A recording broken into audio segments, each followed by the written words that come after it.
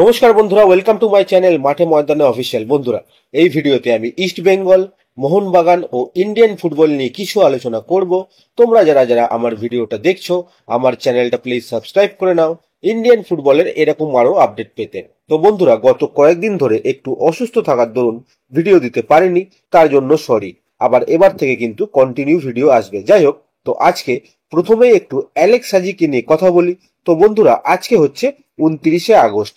Transfer market খোলা আছে আর মাত্র দুদিন, 31শে আগস্ট পর্যন্ত। তো সাজির মুভমেন্ট হলে এই 2 দিনেই হতে হবে। এবার ঘটনা হচ্ছে, আমাদের কাছে যতটুকু খবর তাতে করে আর একজন ইস্ট বেঙ্গলে আসতে চলেছে এই ট্রান্সফার উইন্ডো শেষ হবার আগে, আর একজন মোহনবাগানে ইনক্লুড হবে এই লাস্ট 2 দিনে। এবার তোমরা সকলেই জানো, সাজিকে পেতে দুটো দল মোহনবাগান ইস্ট বেঙ্গল দুজনেই কিন্তু ঝাঁপিয়েছে। এখন যে একজন করে ইস্ট বেঙ্গল আর মোহনবাগানে আসতে চলেছে, সেই একজনটাই সাজি কিনা সেটা আমাদের কাছে কিন্তু ক্লিয়ার খবর নেই। তবে ইস্ট বেঙ্গল একজন প্লেয়ার, সম্ভবত সেটা সাইড ব্যাক, তাকে কিন্তু সাইন করানোর খুবই ক্লোজে রয়েছে। সাজির ব্যাপারটা আমার যতদূর মনে হয়, হায়দ্রাবাদ হয়তো ছাড়তে চাইছে না। সাজিকে হায়দ্রাবাদ এখনো বুঝিয়ে রেখেছে যে হায়দ্রাবাদ আগামী দিনে আর্থিক স্টেবিলিটি আনবে, ভবিষ্যতে আরো বেটার পজিশনে থাকবে হায়দ্রাবাদ। সাজি কিন্তু হায়দ্রাবাদ ছাড়তে চাইছিল।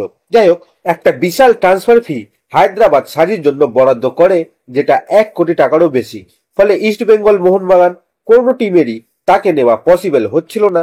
এখন দেখা যাক এই লাস্ট 2 দিনে কি হয়। তবে আমার সাজির আসার চান্সটা কিন্তু খুবই কম মনে হচ্ছে।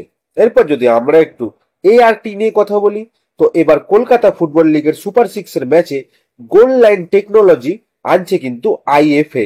যাদবপুর বিশ্ববিদ্যালয়ের সহায়তায় ART মানে অ্যাডভান্স রিভিউ টেকনোলজি আনতে চলেছে IFA, বেসিক্যালি যেটা হচ্ছে গোল লাইন টেকনোলজি। যাই হোক, খুবই ভালো সিদ্ধান্ত কিন্তু এটা IFA।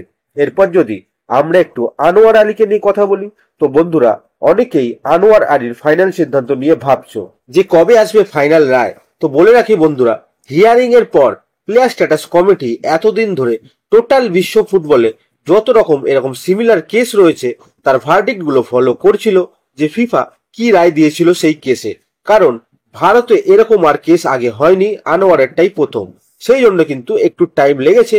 প্লেয়ার স্ট্যাটাস কমিটি তাড়াহুড়ো করে কোনো সিদ্ধান্ত দিতে চায়নি। তবে যতটুকু খবর, আগামীকাল হয়তো আনোয়ার মামলায় ফাইনাল রায় বেরিয়ে আসতে পারে, সেরকম কিন্তু একটা সম্ভাবনা রয়েছে। আর যদি সেটা না হয়, তাহলে রায় বেরোতে বেরোতে সেই সোমবার হয়ে যাবে। তবে আগামীকাল কিন্তু একটা পসিবিলিটি রয়েছে আনোয়ারের ফাইনাল ভার্ডিক্ট বেরোনোর। এখন দেখা যাক কি হয়। এরপর যদি আমরা একটু ইস্ট বেঙ্গল আর কলকাতা পুলিশের বাতিল ম্যাচটা নিয়ে একটু কথা বলি, তো গত বুধবার ম্যাচটা বাতিল হয়েছিল। এবার IFA ম্যাচটা রিশিডিউল ঘোষণা করে দিল। ম্যাচটা কবে হবে? তো আগামী 6 সেপ্টেম্বর কলকাতা পুলিশ বনাম ইস্ট বেঙ্গল ম্যাচটা আবার হতে চলেছে। ইস্ট বেঙ্গল মাঠে কিন্তু ম্যাচটা হবে। এরপর যদি আমরা একটু হীরা মন্ডলকে নিয়ে কথা বলি, তো হীরা কিন্তু প্রথমে কলকাতা লিগ খেলার জন্যই ইস্ট বেঙ্গলের সঙ্গে চুক্তিবদ্ধ ছিল। ভালো পারফর্ম করলে বলা হয়েছিল তার সঙ্গে চুক্তি বাড়াবে ইস্ট বেঙ্গল। এবার কিন্তু সেটাই হলো। আগামী 31শে মে 2025 পর্যন্ত হীরা মন্ডলের সঙ্গে চুক্তি বাড়িয়ে নিল ইস্ট বেঙ্গল। তো এই মরশুমটা হীরা পুরো ইস্ট বেঙ্গলেই থাকছে। কর্মকর্তাদের সাথে হীরার যে বিষয়ে কথাবার্তা হয়েছে, যার বেসিসে হীরা তার চুক্তি বাড়িয়েছে ইস্ট বেঙ্গলের সঙ্গে, সেই অনুযায়ী হীরা কিন্তু সিনিয়র টিমে প্রমোট হতে চলেছে খুব তাড়াতাড়ি। আমাদের কাছে যতটুকু খবর, ISL এর জন্য হীরা মন্ডলকে রেজিস্টার করাবে কিন্তু ইস্ট বেঙ্গল। তার আগে সিনিয়র টিমের সাথে হীরাকে প্র্যাকটিসে ডাকা হবে, যেখানে কম্বিনেশন করিয়ে তারপরেই কিন্তু ISL এর জন্য রেজিস্টার করানো হবে হীরা মন্ডলকে। আর শুধু হীরা মন্ডলই নয়, মনোতোষ চাকলাদার, চাকু মান্ডি, এদেরকেও কিন্তু সিনিয়র টিমে ISL এর জন্য রেজিস্টার করাতে পারে ইস্ট বেঙ্গল।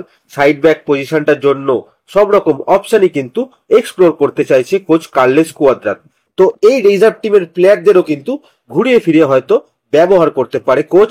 দেখা যাক এখন কি হয়। তো আজকের ভিডিওতে এতটুকুই। দেখা হচ্ছে আবার পরের ভিডিওতে। নমস্কার।